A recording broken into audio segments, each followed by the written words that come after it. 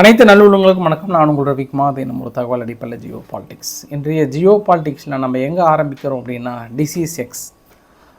Africa நாட்டில் காங்கோவில் disease X வந்து பயங்கரமாக பரவிட்டுருக்கு. காப்பாற்ற முடியலன்ற அளவுக்கான ஒரு அலறல் குரல் வந்து அங்கே எழும்பி இருக்கிறது. அப்படியே அதை தொடர்ந்தோம் அப்படின்னா சுற்றி இருக்கக்கூடிய அரசியல் நிகழ்வுகள் குறிப்பாக ஐரோப்பாவில் கொஞ்சம் கொஞ்சமாக சர்வதிகாரத்தை நோக்கி நகர்கிறது என்பதற்கான அடுத்தடுத்த ப்ரூஃப் வந்து நம்மளுக்கு கிடைச்சிட்டே இருக்குது. நம்ம பற்றின டீட்டெயிலான தகவல்கள் பேசிட்டு அப்படியே நம்ம அமைதிக்கான பேச்சுவார்த்தை, காசாவில் அமைதிக்கான பேச்சுவார்த்தையில் என்ன மாதிரியான நிலைமை இருக்கிறதுன்ற மாதிரி பார்த்துட்டு அப்படியே நம்ம ஃபைனலாக முக்கியமான கண்டென்ட் நம்ம முடிக்க போகிறோம். நம்ம அந்த முக்கியமான கண்டென்ட் என்ன அப்படின்றத நம்ம கிளைமேக்ஸில் வச்சுக்கலாம். வாங்க வீடியோக்குள்ள போகலாம். வீடியோக்குள்ள பொறுத்த மாதிரி நீங்கள் நம்ம சேனலை சப்ஸ்கிரைப் பண்ணலாம், சப்ஸ்கிரைப் பண்ணிட்டு வாங்க. மறக்காம பெல் பட்டனை கிளிக் பண்ணி ஆல் ஆப்ஷன்ஸ் கொடுங்க. வீடியோக்குள்ள போகலாம்.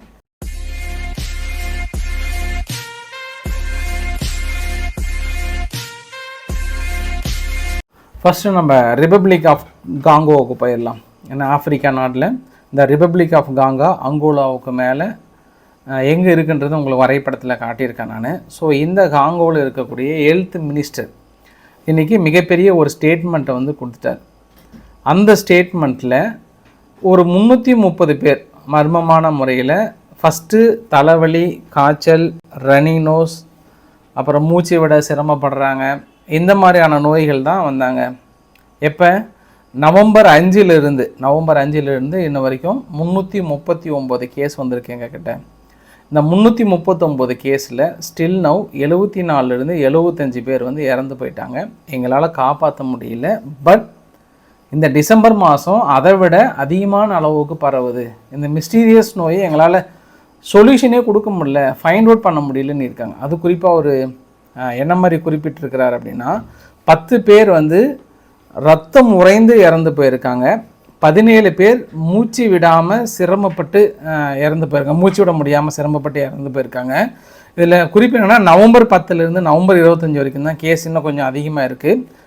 இப்போ வரக்கூடிய கேஸ் எல்லாம் இன்னும் கொஞ்சம் அதிகமாகிட்டே போகுது. ஸோ அதனால் எங்களால் ஃபைண்ட் அவுட் பண்ண முடியல அது என்ன டிசீஸ்ன்னு சொல்லிட்டு வேர்ல்டு ஹெல்த் ஆர்கனைசேஷன்கிட்ட உதவி கேட்டிருக்காங்க.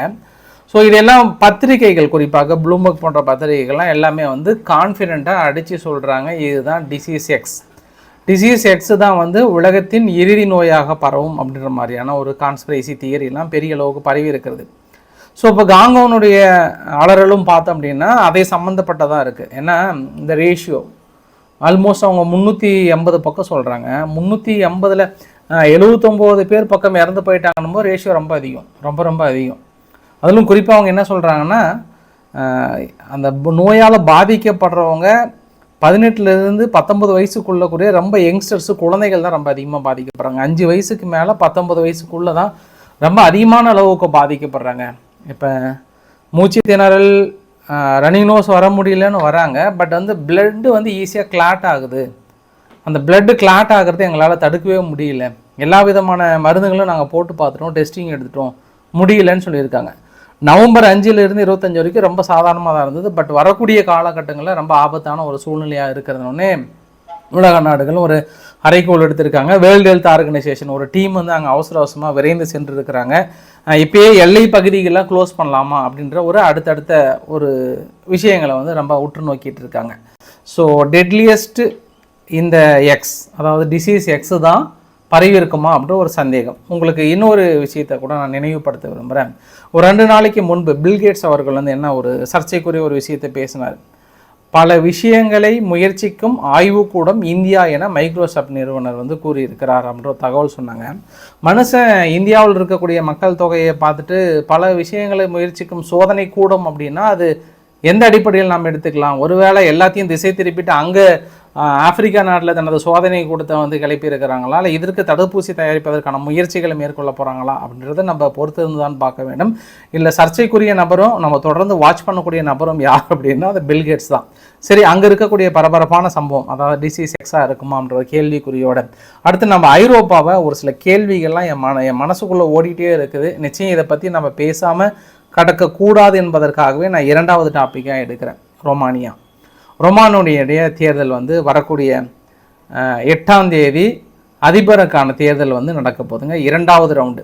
எப்பயுமே நம்ம வரைபடத்தில் எங்கே இருக்குன்னு பார்த்தலாம். வரைபடத்தில் உக்ரைனுக்கு கீழே ஹங்கேரி, செர்பியாவுக்கு மேலே பல்கேரியா. ஸோ ரொமானியா வந்து ரொம்ப ரொம்ப முக்கியமான நாடு நேட்டோ நாடுகளுக்கு. சப்போஸ் ரஷ்யா கைவசம் போயிடுச்சு அப்படின்னா ரொம்ப ரொம்ப டேஞ்சர் ஆகிடும். அதனால் அங்கே இருக்கக்கூடிய தேர்தல் களமும் வந்து ரொமானியாவுக்கு ரொம்ப முக்கியம். சமீபத்தில் நடந்த பிரதமர் தேர்தலில் உக்ரைன் ஆதரவு பெற்ற, அமெரிக்கா ஆதரவு பெற்ற, வெஸ்டர்ன் நாடுகள் ஆதரவு பெற்ற ஜார்ஜியானே வருது பாருங்கள், உர்சுலா வான் டெர் லியான் ஐரோப்பாவுடைய தலைவர் ஆதரவு பெற்ற வேட்பாளர் பெரும்பான்மை பெற்று ஜெயிச்சிட்டாங்க. ஆனால் அதிபர் வேட்பாளர் தான் அங்கே ட்விஸ்ட் முடிவுகளை எடுக்கக்கூடிய தலைவர் ஜாக்ரோஸ் அவர்கள். ஸோ இதற்கு முன்பு டிசம்பர் 1 வாக்கில் வந்து நடந்தது. இந்த நவம்பர் எண்டில் நடந்தது. அப்போ என்ன பெரிய அளவுக்கு குற்றச்சாட்டு சுமத்துறாங்க, நம்ம நிறைய தடவை பேசிட்டோம், கொஞ்சம் சீக்கிரமாக கடந்துடலாம். அது குறிப்பாக டிக்டாக் இன்ஃப்ளூயன்ஸு, வெளிநாடுடைய தலையீடு, ரஷ்யாவுடைய தலையீடு இருக்கிறனால தான் அவர் ஜெயிச்சாருன்றமா சொன்னாங்க. ஃபைனலாக இல்லைன்றமா சொன்னாங்க.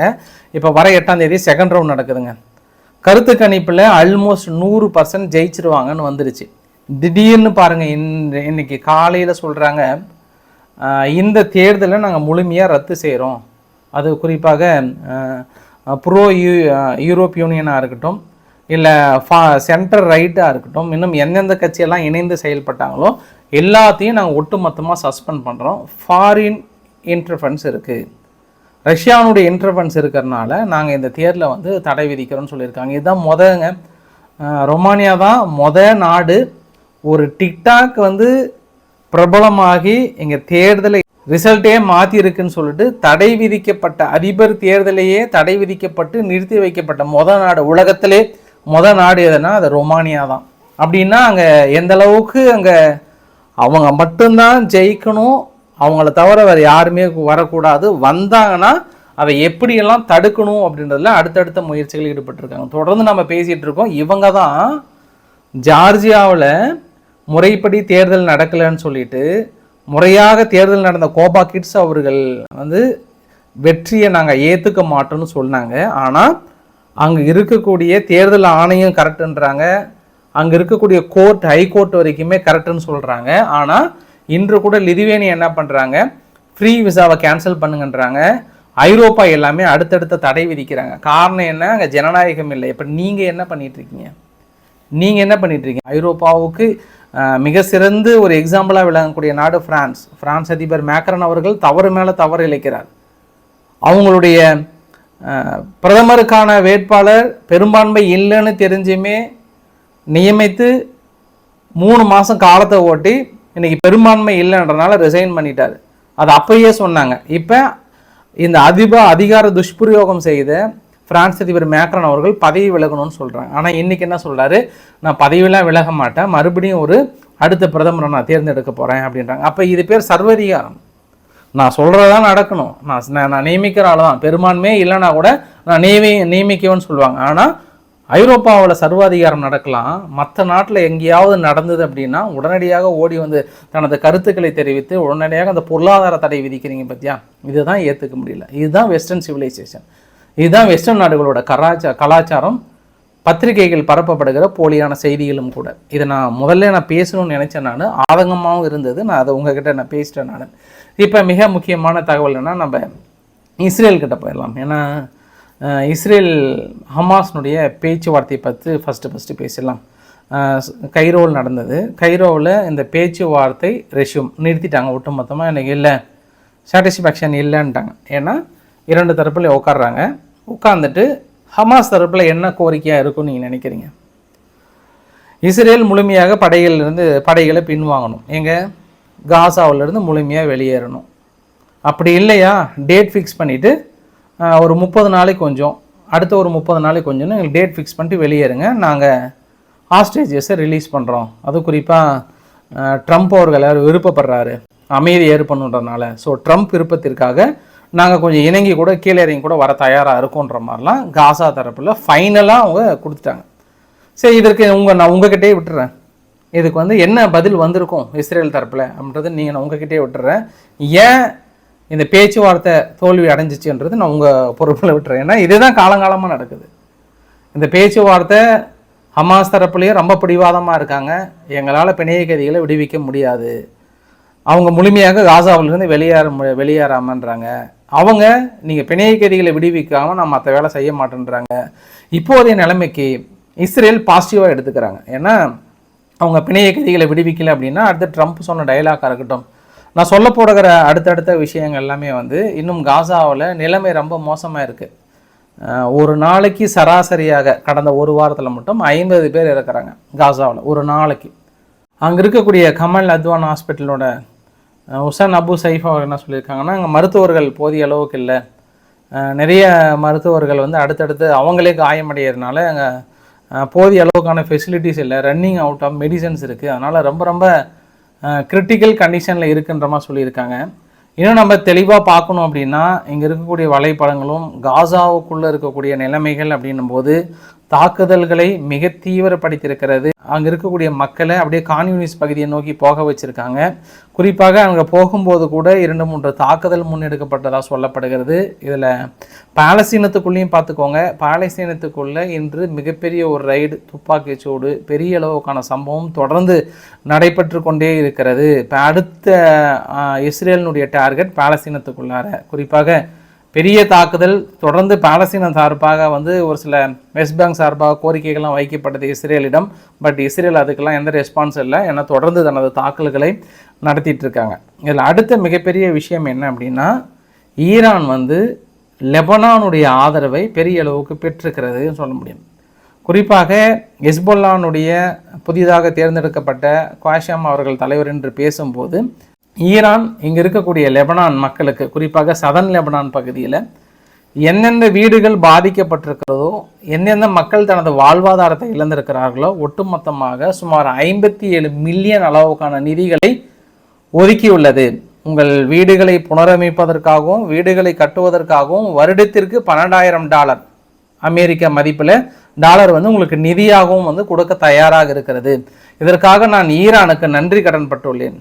இந்த லெபனானுடைய மக்களோட வாழ்வியல் முன்னேற்றத்திற்காக ஈரான் தனது பெரும் நிதியை ஒதுக்கியுள்ளது, அதற்காக நான் என்றும் பயனுள்ளனாக இருப்பேன்ற மாதிரியான ஒரு சில டைலாக்லாம் சொல்லியிருந்தாங்க. ஸோ இந்த இடத்துல குறிப்பாக சதன் லெபனான் பகுதியில் இஸ்ரேலினுடைய தாக்குதலால் அங்கே பெரிய அளவுக்கான மக்கள் வாழ்வாதாரத்தை இழந்திருக்காங்க. ஸோ அதற்கு நாங்கள் ஒரு காரணகர்த்தாக இருந்தால் கூட அதற்கான இழப்பீடுகளை நாங்கள் தயாராக இருக்குன்ற மாதிரியான ஒரு ஸ்டேட்மெண்ட் மிகப்பெரிய லெபனானுக்குள்ளார ஹெஸ்புல்லா ஒரு பாசிட்டிவாக அமைஞ்சிருக்குன்னு சொல்ல முடியும். ஏன்னா சப்போஸ் இதுவுமே இல்லை அப்படின்னா நான் முன்ன கேட்ட கேள்விக்கு இந்த இடத்துல பெரிய கேள்விக்குறி வந்துடும். அப்போ இழந்த இழப்பீடுகள், இழந்த மக்களோட உயிர்கள், அங்கே மக்கள் வாழ்வாதாரத்தை இழந்திருக்கிறாங்க, மறுபடியும் வீடு புனரமைக்கணும், யார் நிதி கொடுப்பாங்க? லெபனான் அரசாங்கம் கொடுக்க மாட்டாங்க, இஸ்ரேலும் கொடுக்க மாட்டாங்க, யார் கொடுப்பாங்க அப்படின்ற இடத்துல ஈரான் ஓடி வந்து நாங்கள் கொடுக்க தயாராக இருக்கோம்னு சொல்லியிருக்காங்க. பட் இது எந்த அளவுக்கு இது சக்ஸஸ் ஆகும்ன்றதை நம்ம பொறுத்து இருந்து பார்க்க வேண்டும். இருந்தாலும் இஸ்ரேல் இந்த அமைதி ஒப்பந்தம்லாம் ஒரு பக்கம் இருந்தால் கூட தனது நிலைப்பாட்டில் உங்களுக்கு அடுத்தடுத்த வரைபடத்தை காட்டுறேன். முதல் வரைபடம் லெஃப்ட் சைடு ரைட் சைடுன்னு பிடிச்சிக்கலாம். சதன் லெபனானில் தொடர்ந்து ஹைடிஎப் வந்து அடுத்தடுத்த ஹெஸ்புல்லானுடைய ஆயுதங்கள் எல்லாமே கிளியர் பண்ணிவிட்டு கொஞ்சம் முன்னேற்றங்கள் அடைஞ்சு உள்ளே போயிட்டே இருக்கிறாங்க. தனது டார்கெட்டை வந்து முன்ன ரொம்ப டஃப்பாக சண்டை போட்டு அச்சீவ் பண்ணுறதை விட இப்போ இஸ்ரேல் வந்து ரொம்ப கிளியராக ஒவ்வொரு பகுதியாக சல்லடை போட்டு தேடி கிளியர் பண்ணிகிட்டு இருக்கிறாங்க. அப்படியே ரைட் சைடு இருக்கிற வரைபடத்தையும் பார்த்தோம் அப்படின்னா லெபனான் மீடியா வந்து கிளைம் பண்ணியிருக்காங்க, ஐடிஎஃப் இஸ்ரேலினுடைய டிஃபென்ஸ் ஃபோர்ஸ் வந்து அடுத்தடுத்த முன்னேற்றங்களையும் அடுத்தடுத்த பகுதிகளையும் வந்து ரொம்ப ஈஸியாக முன்னேறிட்டு இருக்காங்க. அதாவது இந்த அமைதி ஒப்பந்தத்தை தனக்கு சாதகமாக பயன்படுத்திய இஸ்ரேல் ரொம்ப ஈஸியாக முன்னேறிட்டு. ஏன்னா இன்று அடுத்தடுத்த வீடியோ பதிவு கூட வெளியிட்டு இருந்தாங்க. அடுத்தடுத்த ஆயுத குடோன்கள் ஆயுதம் வைத்திருந்தது, ராக்கெட் லான்ச்சர்ஸ் இருந்த பகுதியில் நாங்கள் கண்டுபிடித்திருக்கோம், நாங்கள் அழித்திருக்கிறோம் அப்படின்னு சொல்லப்படுகிற இந்த ஒரு பதிவு வந்து இஸ்ரேல் தனக்கு சாதகமாக பயன்படுத்தியிருக்கிறது அப்படின்னு நம்ம சொல்ல முடியும். நம்ம ஹெஸ்புல்லா இன்னும் அதற்கான முழு டீப்பாக நாங்கள் பதில் தாக்கல் நடத்த போகிறோம், அந்த மாதிரியான பதில்கள்லாம் எதுவுமே வரல. இப்போது நிலைமைக்கு ஹெஸ்புல்லா இந்த சிரியானுடைய கான்ஃப்ளிக்ட்னால ரொம்ப கன்ஃபியூஸ்டாக இருக்காங்க. என்ன மாதிரியான நிலைப்பாடுகள் எடுக்கிறதுன்னு தெரியாமல் ரொம்ப கன்ஃபியூஸ்டாக இருக்காங்க. சிரியானுடைய முன்னேற்றங்கள் அந்த அளவுக்கு இருக்கிறது. அதை நம்ம இறுதியாக ரொம்ப ஷார்ட்டாக பார்த்துடலாம். ஏன்னா ரொம்ப நாள் அதை பற்றி நம்ம ரொம்ப டெப்த்தாக பேசுகிறதுனால இனிமேட்டு ரொம்ப ஷார்ட்டாக முடிக்கலாம். நம்ம அடுத்து நம்ம நேராக எங்கே போகிறோன்னா ரஷ்யா கிட்ட போயிடலாம்.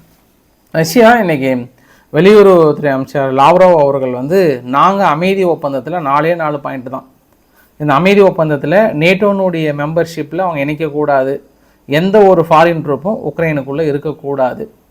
இப்போ கிரவுண்ட் ஆப்ரேஷன் இன்ன வரைக்கும் என்ன இருந்ததோ அதை அக்செப்ட் பண்ணணும். 4வது, ரஷ்யானுடைய லாங்குவேஜை வந்து தடை விதிக்கக்கூடாது, அதை வந்து அவங்க ஏற்றுக்கணும்.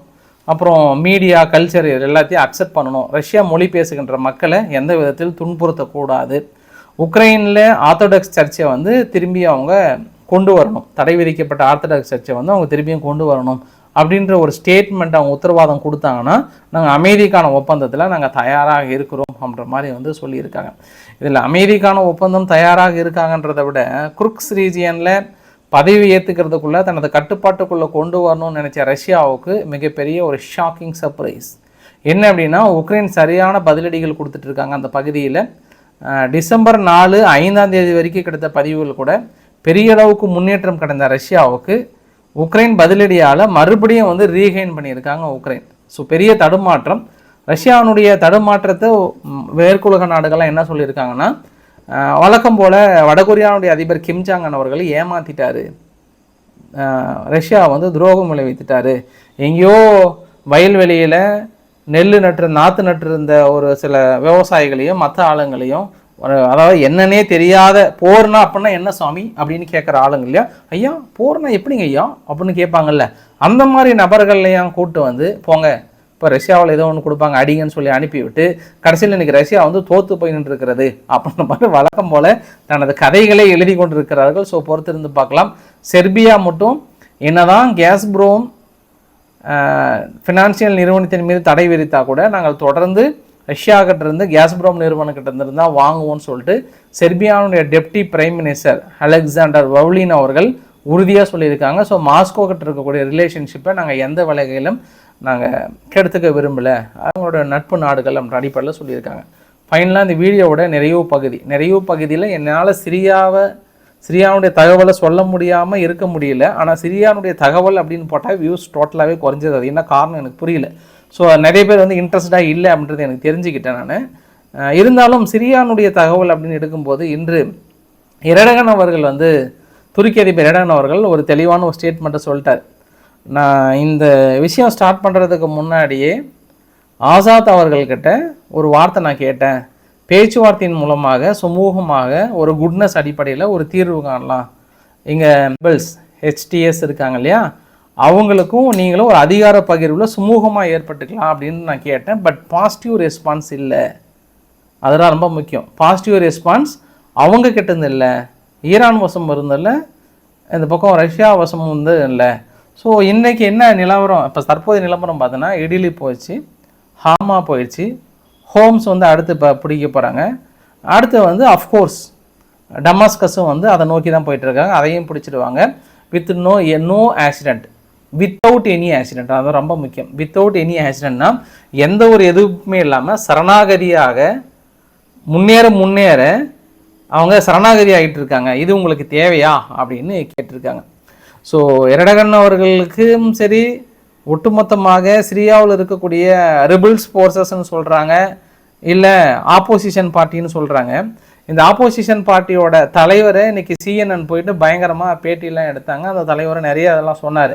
ஆனால் இந்த தலைவர் இருந்தவர் யார் அப்படின்னா, இதுக்கு முன்னாடி ISISல மிக முக்கிய நபராக இருந்தவர், துணைத் தலைவராக இருந்தவர். ISIS தடை விதித்ததுக்கப்புறம் அல்கொய்தாவுக்கு போனார். அல்கொய்தா தடை விதித்ததுக்கப்புறம் இப்போ சிரியாவுடைய ரெபல் ஃபோர்ஸினுடைய தலைவராகிறார். உங்களுக்கு இதை மூணுத்துக்கும் கூட்டி கழித்து பார்த்தீங்க அப்படின்னா உங்களுக்கு பெரிய வித்தியாசம்லாம் இருக்காது. நான் எப்பயோ உங்களுக்கு ஒரு பதிவில் நிறைய தடவை உங்ககிட்ட சொல்லியிருக்கேன். நான் ISISக்கு மற்ற எந்த நாடுகள் உருவாக்குறாங்கன்றதெல்லாம் செகண்டரி கேஸுங்க. ISISின் தலைமையகம், ISISின் பிறப்பிடம் எங்கே அப்படின்னா அது துருக்கி தான் அப்படின்னு சொல்லும்போது அன்றைக்கி நிறைய பேர் எதிர்கருத்துக்களை கூட பதிவிட்டிருந்தாங்க. பட் இன்றைக்கி பெரிய வித்தியாசம்லாம் பார்க்க மாட்டீங்க. நான் திரும்பியும் உங்களுக்கு ஒரு பழைய ஹிஸ்ட்ரியெலாம் உங்களுக்கு நான் இந்த இடத்துல நினைவுபடுத்த விரும்புகிறேன். நான் இந்த குர்தீசின மக்கள் இருக்காங்கள்ல, குறிப்பாக குர்தீஸ் ஃபோர்ஸ் இருக்காங்கள்ல, அவங்க ISISை ஃபுல்லாக கண்ட்ரோலுக்கு கொண்டு வந்து நிறைய பேர்த்த வந்து கைது பண்ணி வச்சுருந்தாங்க. அப்படி கைது பண்ணும்போது ஆல்மோஸ்ட் சக்ஸஸ் என்ற சமயத்தில் துருக்கி என்ன பண்ணாங்க, உள்ளே பூந்து பெரிய அளவுக்கு குர்தீஸ் மீது தாக்கல் நடத்தி துருக்கியினுடைய தாக்குதலை சமாளிக்க முடியாமல் ISIS இவர்களை ரிலீஸ் பண்ணாங்க. பற்றி அந்த ரிலீஸ் பண்ணவங்க தான் இன்றைக்கி எங்கே இருக்காங்க, இங்கே இருக்காங்க.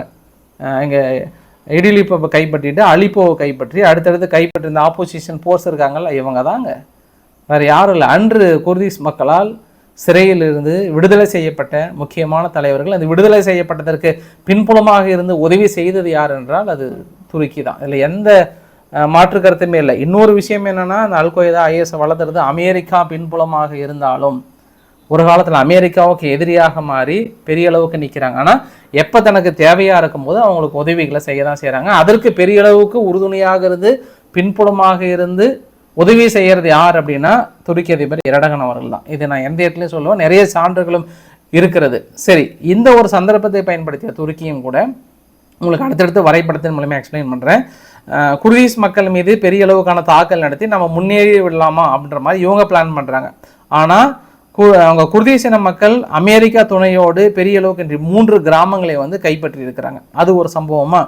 கீழே ஜோர்டன் பக்கத்தில் இருக்கக்கூடிய எல்லை பகுதியில் கீழே முக்கியமாக சிரியானுடைய ஆப்போசிஷன் ஃபோர்ஸுக்கு உறுதுணையாக உள்நாட்டில் ஒரு சில கலவரங்கள் ஏற்பட்டு அந்த பகுதியை அவங்க கண்ட்ரோலுக்கு எடுத்துக்கிட்டாங்க. ஜோர்டன் தனது எல்லை பகுதியை முழுமையாக மூடிக்கிட்டாங்க, அதை க்ளோஸ் பண்ணிட்டாங்க. அடுத்தது நேற்று ஹாமா பகுதி இன்று ஹோம்ஸுக்கு வந்து ரொம்ப விறுவிறுன்னு ரொம்ப வேகமாக எந்த ஒரு எதிர்ப்புமே இல்லை, எந்த ஒரு தாக்குதலுமே இல்லை. அவங்க பாடு கிடுகிடுன்னு போயிட்டு ஹோம்ஸ் பகுதியுமே பிடிச்சிட்டாங்க. ஹோம்ஸ் பகுதியை பிடிச்சாங்கன்னா இனி அங்கே ரஷ்யாவும் ஈரானும் தனது மிலிட்ரி பேஸை காலி பண்ண வேண்டிய ஒரு சூழ்நிலை. முதல் முறையாக ரஷ்யா தனது சிட்டிசனும் சரி தனது தூதரகத்தையும் வந்து க்ளோஸ் பண்ணிவிட்டு நீங்கள் கிளம்பி வாங்கிட்டாங்க. அப்போ சிரியானுடைய வீழ்ச்சி இங்கே கண்ணுக்குள் தென்படுகிறது. அடுத்து டமாஸ்கஸை நோக்கி போக போகிறாங்க. ஆல்மோஸ்ட் காலி ஆகிடுச்சு, ஒன்றுமே இல்லை. ஆசாத் அவர்கள் இன்னைக்கு இங்கே டமாஸ்கஸ்லேருந்து காங்கோட ஒரு ஃப்ளைட்டு போன மாதிரி ஒரு விசிபிலிட்டி இருந்தது. நாளைக்கு உங்களுக்கு கன்ஃபார்மாக உங்களுக்கு சொல்லிடுறேன் நான். பட் எந்த ஒரு எதிர்ப்புமே இல்லாமல் நீங்கள் எந்த வரைபடத்தை எடுத்தாலும் சரி, அது ஆதரவு வரைபடமாக இருந்தாலும் சரி, எதிர்ப்பு வரைபடமாக இருந்தாலும் சரி, எந்த ஒரு எதிர்ப்புமே இல்லாமல் அப்படியே நீட்டாக முன்னேறிட்டு எங்கே போயிட்டாங்க சிரியானுடைய ஆர்மி, எங்கே போனாங்கன்னு எனக்குமே புரியல. புரியாத புதிராக இருக்கிறது. 4 முனை தாக்குதல்களை சந்தித்து கொண்டிருக்கிறது சிரியானுடைய ஆர்மி. இதை எப்படி பண்ண போகிறாங்கன்னு தெரியல. இன்று ஈரான் அவசரமான கூட்டத்தில் மிக முக்கிய முடிவுகள் எடுக்கப்பட்டதாகவும் சொல்லப்படுகிறது. அந்த முடிவுகள் நாளை நமக்கு தெரிய வரும், பொறுத்திருந்து பார்க்கலாம். ஸோ இன்றைக்கு ஓரளவுக்கான தகவலை கவர் பண்ணிட்டேன்னு நினைக்கிறேன் நான். வேறு ஏதாவது மிஸ் ஆச்சுன்னா உங்களுக்கு நாளைக்கு அப்டேட் பண்ணுறேன். பிடிச்சிருந்தால் லைக் பண்ணுங்கள், ஃப்ரெண்ட்ஸுக்கு ஷேர் பண்ணுங்கள், சப்ஸ்கிரைப் பண்ணுங்கள். ரவிக்குமார் சோமச்சேலா. நன்றி, வணக்கம்.